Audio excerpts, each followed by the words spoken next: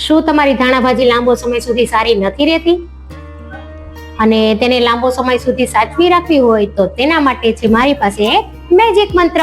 ચાલો બતાવું તમને. તો આ રીતે ધાણા ભાજી હોય છે તેને સૌથી પહેલા પાછળનો આ ભાગ હોય તે અહીંયાથી જ કટ કરી દેવાનો છે. એવી રીતે બધા જ ભાગમાં આપણે આવી રીતે કટ કરી લેવાના છે અને પછી ધાણા જોઈ લેવાના છે. જો અંદરથી તમને વધારે ખરાબ લાગતા હોય તો તમારે ખરાબ કોઈ દેખાતા હોય તો કાઢી લેવા, નહીતર પછી આ રીતે કોઈ જાડી દાંડી હોય આ રીતે જો તો તેને પણ કાઢી લેવી.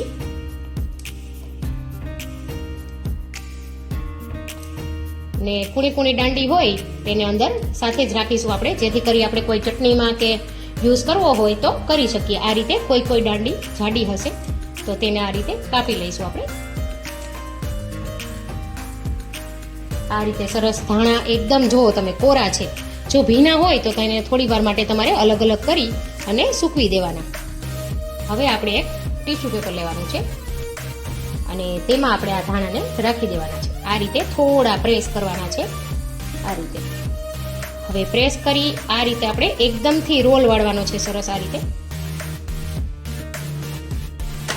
અને રોલ વાળી અને આ રીતે રાખવાનો છે. જો તમને એવું લાગતું હોય કે ધાણા ભાજી વધારે છે તો આપણે બીજા રોલ આ રીતે ઉપરથી પણ આપણે કવર કરી દેવાનું, જેથી કરી સરસ શોષાઈ જાય.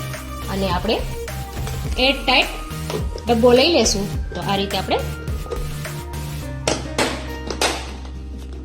અને હવે આપણે તેને ફ્રીજમાં રાખી દેવાના છે, જેથી તમારે લાંબો સમય સુધી નહીં બગડે. તો ફરી મળીશું નવા મેજિક મંત્ર સાથે.